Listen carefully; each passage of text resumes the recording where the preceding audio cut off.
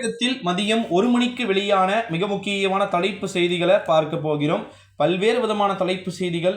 வீடியோவை முழுமைக்குமே ஸ்கிப் பண்ணாமல் பார்க்குமாறு கேட்டுக்கொள்ளப்படுகிறது நண்பர்களே. என்ன தகவல் வெளியாகி இருக்கிறது அப்படின்னு பார்த்தீங்கன்னா, முதல் மிக முக்கியமான தலைப்பு செய்தி, நாளை அண்டை மாநிலமாக இருக்கக்கூடிய நம்முடைய ஆந்திர பிரதேச மாநிலத்திற்கு முதலமைச்சராக பதவியேற்கிறார் நம்முடைய சந்திரபாபு நாயுடு. வாழ்த்துக்களை சொல்லிக் கொள்ளலாம். இரண்டாவது மிக முக்கியமான அறிவிப்பு, சந்திரபாபு நாயுடு காருடைய பதவியேற்பு விழாவில் நம்முடைய மாண்புமிகு பிரதமர் அவர்கள் பதவியேற்க வாய்ப்புகளும் சாத்தியக்கூறுகளும் இருக்குது அப்படின்னு சொல்லிட்டு சொல்லப்படுகிறது. ஓகேங்களா. அடுத்த மிக முக்கியமான ஒரு அறிவிப்பு என்ன அப்படின்னு பார்த்தீங்கன்னா, தமிழகத்தில் வருகின்ற எல்லாருக்குமே காசு கொடுத்துட்டு இருக்காங்க. இப்போ கவர்மெண்ட்டு கலைஞர் மகளிர் உரிமை தொகை வச்சு அவங்கள அடக்கிட்டாங்க. அப்புறமா காலேஜ் போயிட்டு இருக்கக்கூடிய பொண்ணுங்களுக்கு கொடுத்தாங்க, அவங்களுடைய ஓட்டியம் வாங்கிட்டாங்க.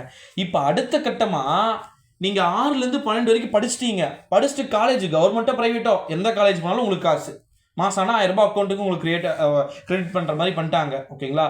ஸோ இது ரொம்ப ரொம்ப ஒரு யூஸ்ஃபுல். 1000 ருபீஸை வச்சுக்கிட்டு மாணவர்களுக்கு தேவையான படிப்புக்கு தேவையான 1000 ரூபாய் வச்சு என்ன பண்ண முடியும் அப்படின்னு சொல்லிட்டு கேட்டாலும் கூட ஒரு வீட்டுக்கும் 10,000 ரூபாய் 15,000 ரூபாய்லாம் போய் போட முடியாதுன்னு சொல்லியிருக்கிறாங்க. ஓகேங்களா. அதுவும் கரெக்ட் தான். ஏன்னா எவ்வளோ குடும்பங்கள் இருக்கிறது. அடுத்த மிக முக்கியமான ஒரு தலைப்பு செய்தி என்ன அப்படின்னு பார்த்தீங்கன்னா, சட்டவிரோத பண பரிமாற்றம் வழக்கு நடந்ததாக கூறப்படுகின்ற காலத்தில் பணியாற்றிய வங்கி அதிகாரிகளின் விவரங்களை வழங்க கோரி செந்தில் பாலாஜி தாக்கல் செய்த மனுக்கள் மீது ஜூன் 14ஆம் தேதி சென்னை மாவட்ட முதன்மை அமர்வு நீதிமன்றம் தீர்ப்பு வழங்கப்பட உள்ளது. அடுத்த மிக முக்கியமான 5வது தலைப்பு செய்தி, தமிழகத்தில் புதியதாக 2 லட்சம் ரேஷன் அட்டைகள் வழங்கக்கூடிய பணி தொடங்கி இருக்கிறது அப்படின்னு சொல்லிட்டு உணவுப் பொருள் வழங்கல் துறை தெரிவித்திருக்கிறார்கள். அடுத்த மிக முக்கியமான ஒரு தலைப்பு செய்தி என்ன அப்படின்னு பார்த்தீங்கன்னா, ரொம்ப மிக முக்கியமான ஒரு தலைப்பு செய்தி, மாணவர்கள் பள்ளிகள் திறக்கப்பட்டிருப்பதன் காரணமாக தயவு கூர்ந்து ஒரே ஒரு அம்பல் ரெக்வஸ்ட்டாக கேட்டுக்கிறோம், யாரையுமே பார்த்தீங்கன்னா ஃபீஸ் கேட்டு தொந்தரவு பண்ணாதீங்க அப்படின்னு சொல்லிட்டு பள்ளிக்கல்வித்துறை அமைச்சர் அவர்கள் கூறியிருப்பது ஒரு பாராட்டத்தக்க விஷயம். ஆமாம், ஸ்கூல் ஸ்டார்ட் ஆயிடுச்சு, என்ன ஃபீஸ் கட்டாமல் இருக்கீங்க, பையனை வீட்டுக்கு இட்டு போங்க அப்படின்னு யாரெல்லாம் சொன்னாங்கன்னா கண்டிப்பாக கடுமையான நடவடிக்கைகள் எடுக்க வாய்ப்புகளும் சாத்தியக்கூறுகளும் மிக அதிகமாக இருக்கலாம் அப்படின்னு சொல்லியிருக்கிறாங்க.